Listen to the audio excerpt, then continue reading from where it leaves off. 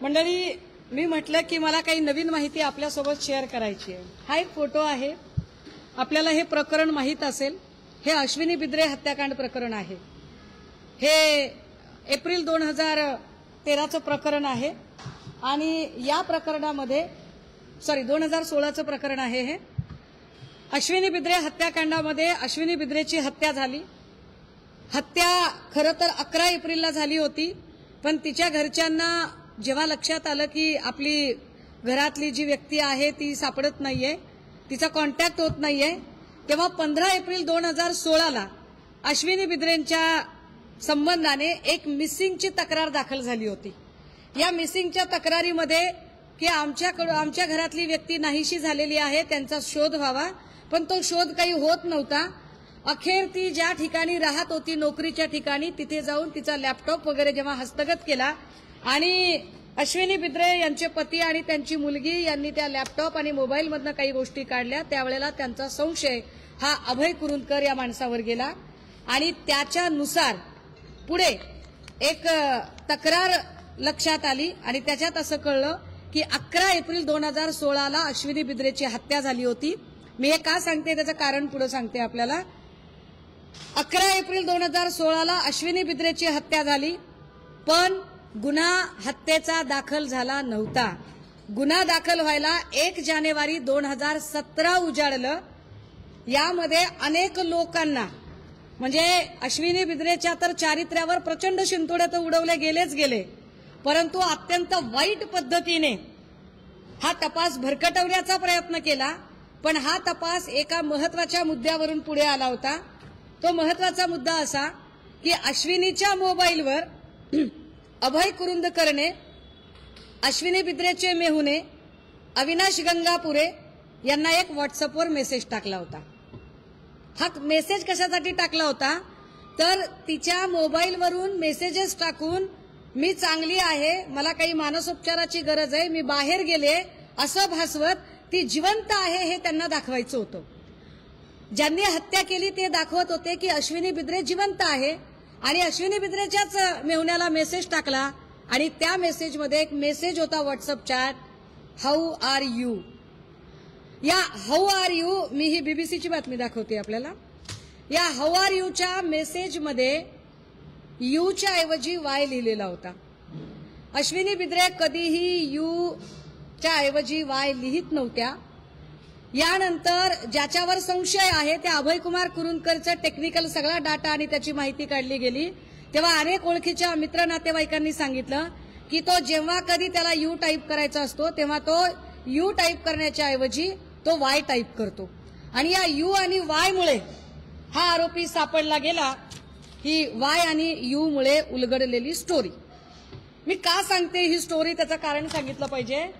मी खूप 3 दिवसापासून एकच गोष्ट सांगते की तिच्या चारित्र्यावर जे शिंतोडे उडवले त्याला आम्ही टॉलरेट नाही करू शकत। दादा हो, मी पहिल्या दिवशी असं म्हटलं की तिच्या हातावरचं हस्ताक्षर आणि तिने 4 पानी लिहिलेलं पत्र याच्यावरचं हस्ताक्षर हे जुळत नाही। ते जुळत नाही हस्ताक्षर असं मी का म्हटलं, त्याला माझ्याकडे आता आधार आहेत आणि तेच आधार मला आपल्या समोर शेअर करायचे आहेत आणि म्हणून मी आपल्या सगळ्यांना तातडीने इथे बोलावलं। आपणही आलात, मी आपली आभारी आहे। हे 4 पानी पत्र आहे दादा हो, आणि या 4 पानी पत्रामध्ये साधारण 9 वेळा पोलीस निरीक्षक हा शब्द आलाय, 9 वेळा। आणि 9 वेळा जो पोलीस निरीक्षक शब्द आलाय ना, त्या 9 वेळाच्या शब्दामध्ये हा बघा निरीक्षक शब्द मी झूम करून इकडे आणलाय प्रिंट करून, याच्यामधली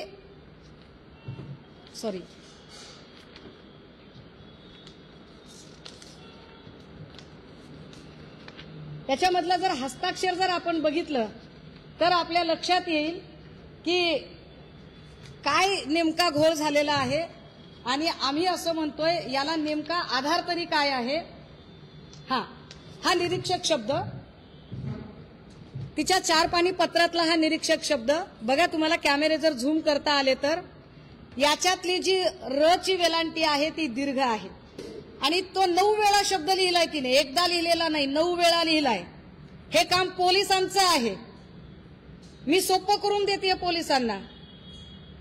9 वेळा निरीक्षक शब्द आला आणि त्याची वेलांटी दुसरी आहे. अगदी त्याच वेळेला तिच्या हातावर जो निरीक्षक शब्द आलेला आहे त्याची वेलांटी पहिली आहे. आणि हे धक्कादायक आहे. मी अजिबात कुठलीही गोष्ट वेग मांडत नाहीये. मी फार जीव तोडून मांडतेय. मला कुठल्याही पक्षीय राजकारणात जायचं नाहीये. मला काही देणं घेणं नाहीये. मला एवढंच म्हणायचं आहे की तुम्ही एखाद्या महिलेचं चारित्र्यहनन करताना जरा माहिती तर घेत चला. मी असा हत्येचा संशय व्यक्त केला होता, पण आता या 2 गोष्टींनी, या तरुणीची आत्महत्या की हत्या ही गोष्ट अधिक किचकट झाली आहे. ह्या 2 कागद बघितल्यावर ती हत्या झाली आहे का असं म्हणायला फारच पुरेसा वाव आहे की 9 वेळा 4 पानी पत्रामध्ये लिहिलेला निरीक्षक शब्द त्याची वेलांटी दुसरी आहे आणि सुसाइडल नोट म्हणून संदर्भ घेतलेला हातावरचा जो शब्द आहे त्याच्यातली रची वेलांटी ही पहिली आहे.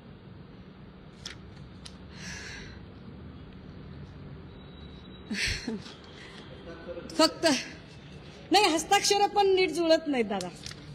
विशेष म्हणजे तिने अधीक्षक शब्द जो वापरलेला आहे ना, म्हणजे ती प्रत्येक वेळेला असा जेव्हा कधी शब्द येतोय त्यावेळेला ती दीर्घ वेलांट्या वापरते आणि याच्यातली वेलांटी तिची रहस्व आलेली आहे.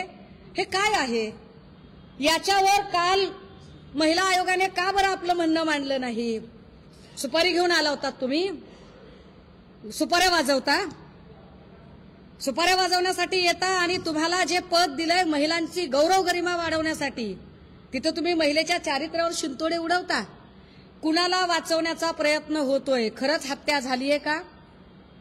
आणि जर हत्या झाली असेल तर, आणि जर अशा पद्धतीने जर स्थानिकचेच पोलीस अधिकारी संशयाच्या भोवऱ्यात असतील, ज्यांच्यावर आरोप आहे त्यांचा हवाला देत त्यांनी सांगितलेलं व्हॉट्सअप चॅट जाहीर पत्रकार परिषदेत दाखवत जर मांडलं जात असेल तर ते किती खरं धरायचं?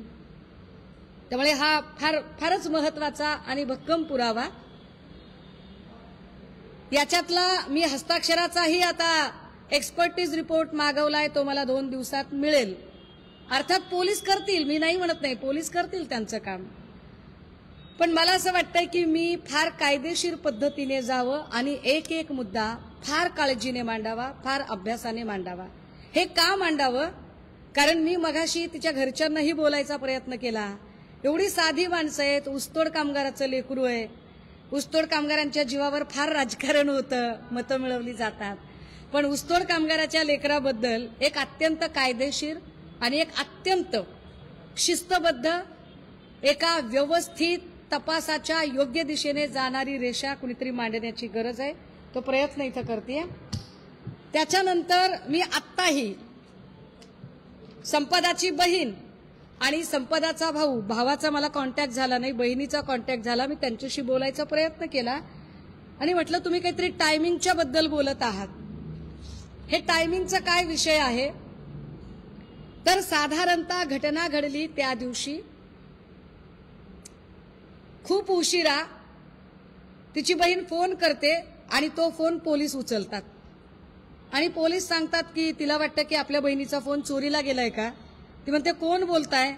आणि तिकडून सांगितलं जातंय की आम्ही पोलीस बोलतोय. तुमच्याकडे कसा काय फोन? तर तुमच्या बहिणीने सुसाईड केलंय. कसं शक्य आहे? आणि मग ते टायमिंग सांगतात की तुमच्या बहिणीने सुसाईड केलेलं आहे. कधी झालंय?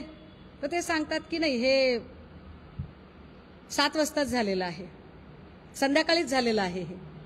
पण त्या दिवशी बहिणीने एक स्टेटस ठेवलेला होता व्हॉट्सअपला आणि तो स्टेटस 11:06 संपदाने लाईक केलेला आहे. तो तिच्या मोबाईलवरचा हा स्क्रीनशॉट आहे दादा हो.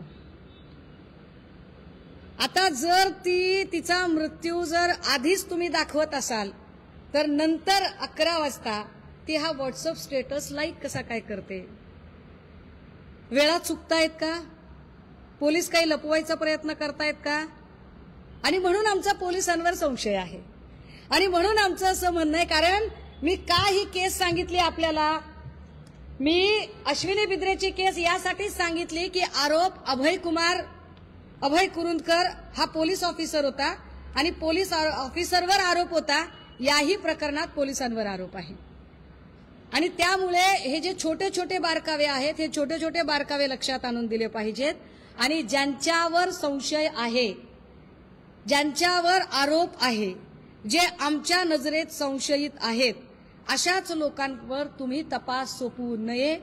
हा तपास माननीय उच्च न्यायालयाने उच्चस्तरीय समितीकडे सोपवावा. राहिला प्रश्न माझ्यावरच्या बदनामीच्या काय त्यांच्या नोटिशी बिटिशीचा, त्याला उत्तर द्यायला मस्त खंबीर आहे मी. ते नंतर बघता येईल, त्याचं काय एवढं नाही. हे काय काय माणसं कोण हाडागणारी असते, होय काय करते तेवढं, भांडलं तर कोणीतरी उभं तर राहिलं पाहिजे. त्याच्यामुळे ह्या गोष्टी महत्वाच्या आहेत.